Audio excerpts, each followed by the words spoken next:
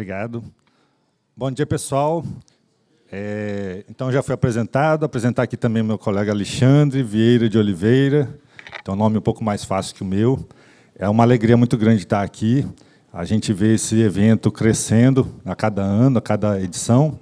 Muito feliz também por ter encontrado vários rostos conhecidos que, ao longo de décadas, a gente vai conhecendo na área, na nossa formação. E hoje a gente veio falar sobre a aplicação de IA para desenvolvimento de soluções, né?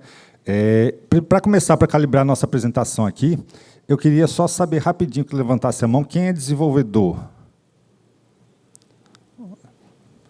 Praticamente metade. E de quem é desenvolvedor? Quem está usando o IA para desenvolver? Praticamente a mesma quantidade. Bacana, então, bem calibrado agora. Então, a gente vai contar um pouquinho da nossa experiência, né, que não é muito longa lá no TRE, mas bastante frutífera ao longo desse tempo.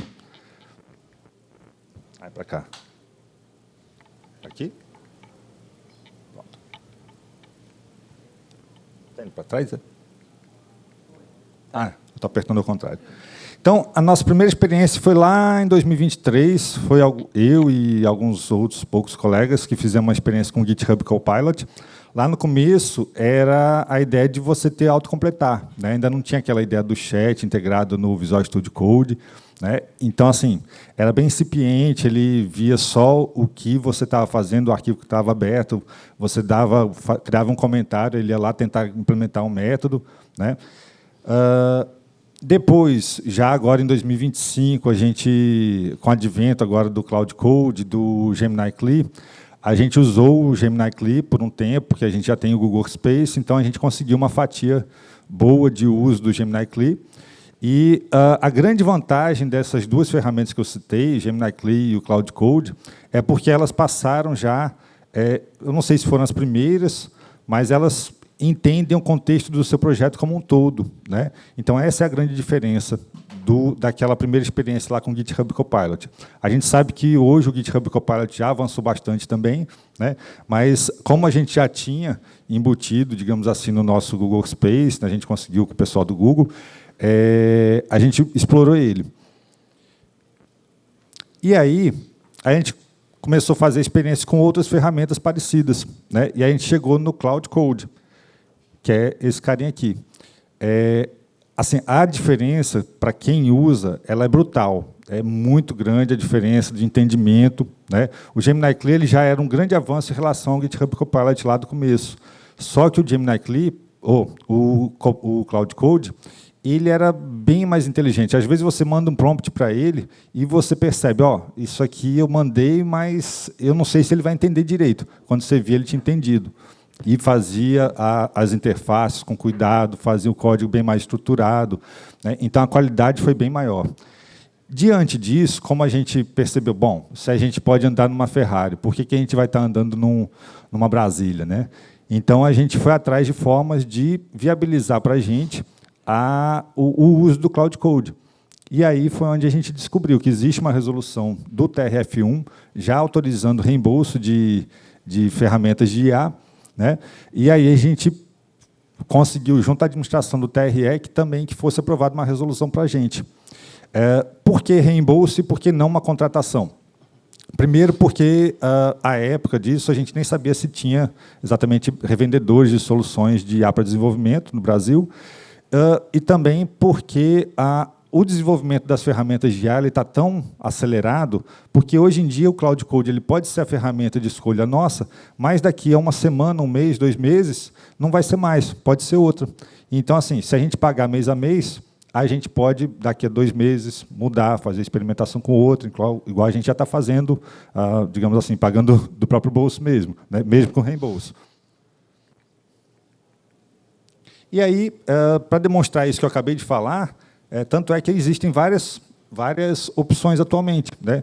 O Cursor, que é uma IDE baseada no VS Code, que ela está muito, muito popular, né? Na verdade, até pulei uma etapa, né? Antes do Gemini CLI, a gente fez uma experimentação com o Cursor, né? A gente vai demonstrar aqui um case, o Alexandre vai falar. Tem o Windsurf AI, que é uma ferramenta diretamente concorrente do Cursor. Tem as ferramentas da JetBrains, né, pagas, né, JetBrains AI, que é um guarda-chuva para soluções de IA da JetBrains, que, assim, de longe, são ferramentas espetaculares, né, para desenvolvimento. O Juni, que é uma IA específica da JetBrains, né, que você pode comprar também. E agora o Copilot tem o CLI também, né, tem o Copilot CLI. E aí eu vou passar para o Alexandre falar dos cases no TRE.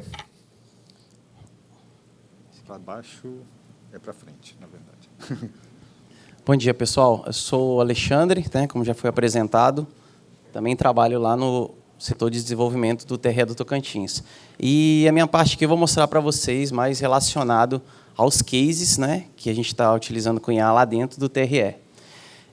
Primeiro, só uma pergunta rápida. Alguém aqui é mesário? Ok. Então, provavelmente, vocês já devem ter visto essa tela aqui, né?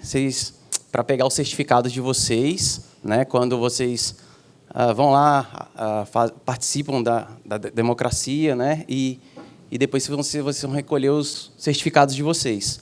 O que acontece? A gente utilizou um dos nossos cases para migração de tecnologias. Até meados de 2016, por exemplo, 2017, a gente utilizava bastante o framework Grails, né? E nesse período, aí, nesse intervalo, aí, mais ou menos, aconteceu do pessoal parar de dar suporte, né? Meio que abandonar a tecnologia. Então, as libs começaram a ficar defasadas e etc. E a gente tinha vários sistemas, ainda temos alguns internos, que utilizam isso e, provavelmente, né, a segurança vai cada vez diminuindo. Então, um dos nossos primeiros cases foi utilizar a IA para fazer a migração de tecnologia. E aqui a gente converteu o sistema todinho. Ele não mudou a cara, mas por baixo ele mudou tudo.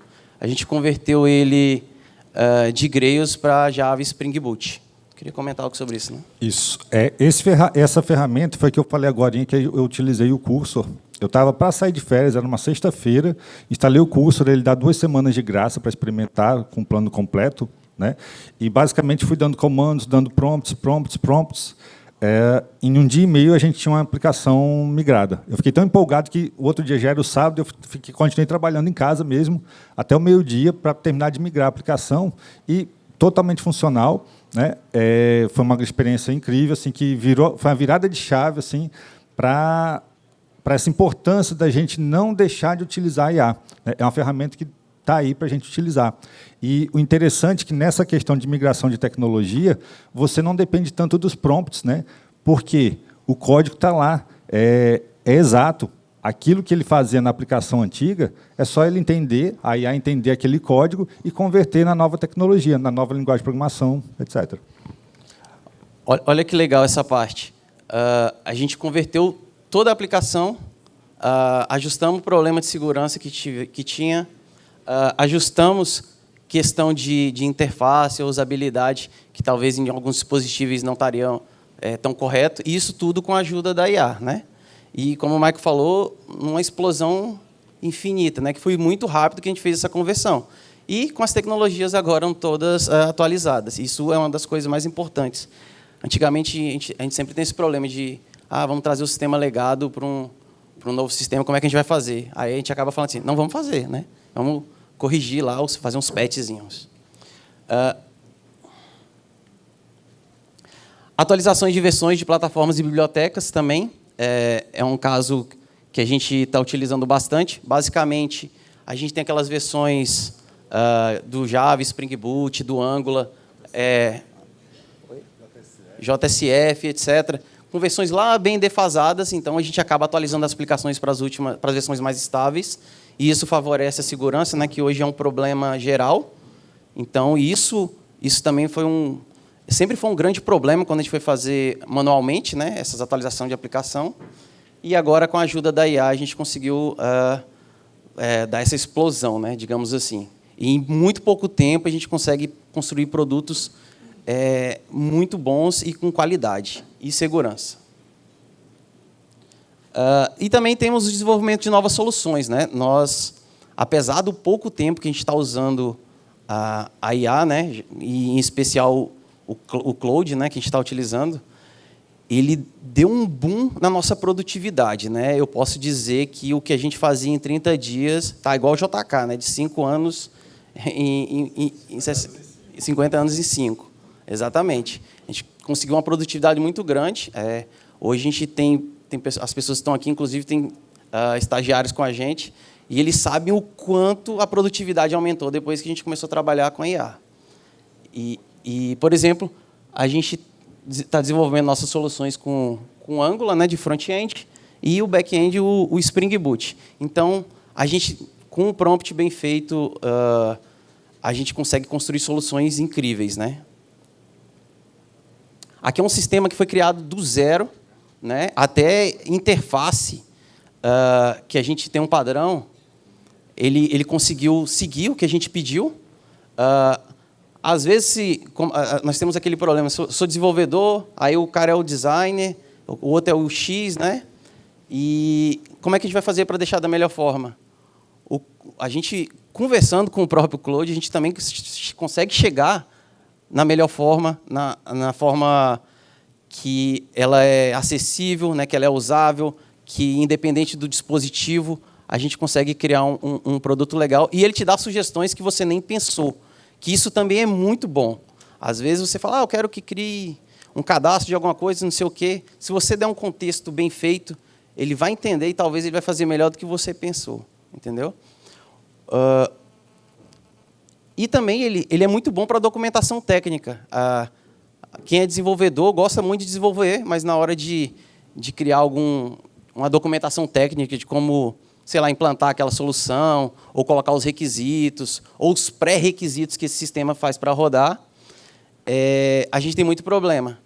Com as ferramentas de IA, ela consegue, além do teu projeto, extrair muito disso. Então, a gente consegue hoje entregar projetos com mais qualidades dentro do tribunal. E um último exemplo, que não está mapeado aqui, a gente reconstruiu a interface de votação do nosso sistema de votação online, que, inclusive, foi utilizado ontem aqui pelo DCE da UFT. Então, também foi utilizando as ferramentas de IA. A gente reconstruiu a interface do usuário de votação. Então, agora eu vou falar um pouquinho sobre as lições que a gente aprendeu com a utilização dessas ferramentas, né, para deixar aí para vocês. Primeiro, né, não tenha medo de pagar pelo menos um mês. Né? A gente foi descobrindo o potencial dessas ferramentas quando a gente perdeu esse medo. Pagou pelo menos um mês, quando viu você estava pagando 2 meses, quando viu se não tivesse reembolso, você ia pagar direto, porque você percebeu que não tinha, é um caminho sem volta. Né? Você começa a pagar, começa a usar, percebe a produtividade. Né? Eu já falei, né? Não tem por que andar de Brasília se você pode andar numa Ferrari. Né? E o custo não é proporcional, né, a essa diferença entre Brasília e Ferrari. Tá? Não tenha preguiça de escrever um prompt longo. Muitas vezes, se você escreve um prompt longo, delimitando exatamente o que você quer, isso vai facilitar o entendimento pela IA, e, além disso, você vai ter ganhos como economia de prompts. Então, você vai estourar menos os seus limites, porque você vai estar dando maior direção para ela. Procure nesse arquivo, naquele outro, quero nessa tela. Né? Então, às vezes, isso precisa ser prompts maiores. E você ainda tem ganho de tempo no final das contas. Por quê? Porque você não pode confiar totalmente no que a IA vai fazer. Ela não é uma coisa mágica, você só faz uma linha e ela vai entender tudo que você quer, não. Né? Você tem que especificar exatamente o que você quer, vai evitar de você ter que fazer outros prompts depois para corrigir aquilo que ela fez para você, porque ela não entendeu direito. Altere formas de escrever prompts, né? Então vai experimentando, escreva de uma forma, escreva de outra. Alterne ferramentas, igual a gente utilizou o Copilot, usou o Cursor, utilizou o Gemini CLI, usou o Cloud Code, né? Vai vendo as diferenças. Peça para a IA primeiro analisar e perguntar se tem dúvidas, sem alterar o código. Você manda para ela, quero fazer isso aqui, analisa aí, vê se no que eu falei tem alguma dúvida, se tem alguma contradição, e aí você me pergunta. Aí, geralmente, o que ela faz? Ela te dá as opções né, de implementação que ela pode fazer. Muitas vezes ela diz qual é a recomendada. E por que é importante isso? Porque, às vezes, se você já mandasse implementar, ela certamente ia fazer o que estava recomendado. Mas, na minha experiência, eu já vi que, algumas vezes, o que eu queria não era o recomendado por ela. Eu queria uma das outras opções. Então, por isso é importante, né? Primeiro pedir para ela indicar o caminho, né? Comece simples e adicione complexidade gradualmente. Você não vai pegar no primeiro prompt e pedir para ele implementar a aplicação inteira, né? Tem que ser vários prompts, várias interações, né? Não, é uma ilusão achar que no primeiro prompt ela vai fazer tudo, tá? Por mais que tenha 200 linhas, né? Teste cada melhoria que a IA fez antes de prosseguir. Então, você fez um prompt, ela implementou, você vai lá, bota o sistema para operar localmente, verifica se deu certo, vê se está tudo certo, aí sim, você parte para o próximo prompt, próxima funcionalidade.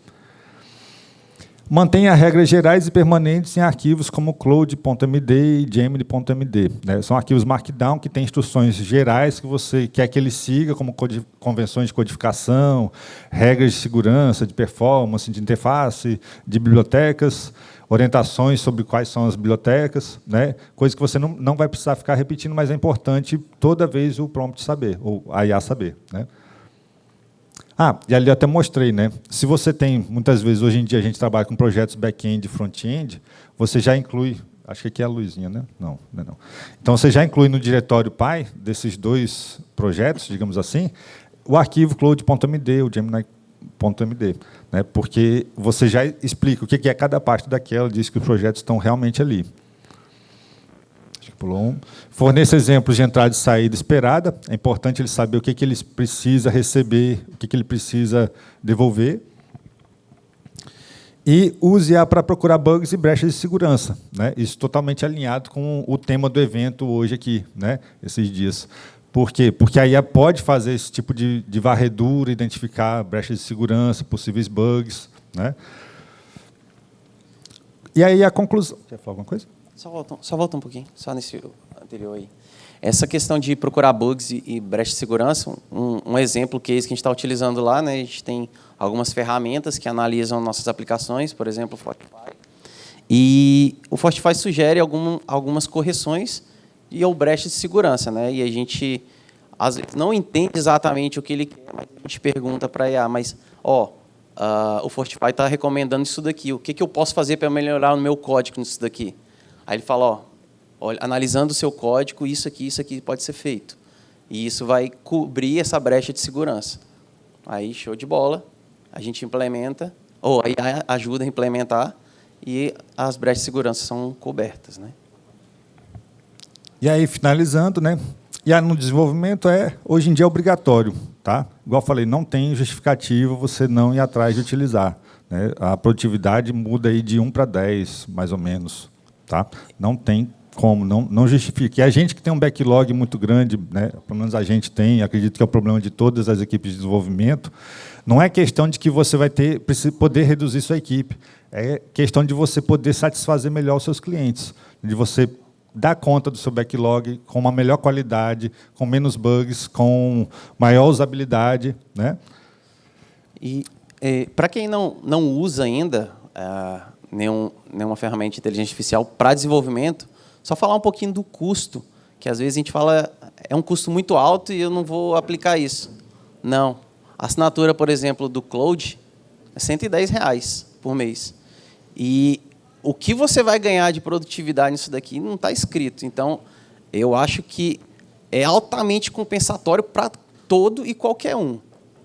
Muda a perspectiva, o projeto que você entregar em um mês, talvez você entregue em 10 dias e com maior qualidade. Sabe aqueles problemas lá do Stack Overflow, que a gente vai descobrir lá o problema? Ela descobre para você quando dá algum bug de compilação, alguma coisa. É essencial hoje, por isso que o Michael marcou como obrigatório, vermelho, tem que ser. Não tem como correr hoje de utilizar a IA, senão a gente vai ficar ultrapassado, porque é o caminho, não tem volta. É isso, pessoal. Então, menos tempo para desenvolver, mais qualidade, mais segurança, mais usabilidade. É isso. Obrigado pela participação. Obrigado.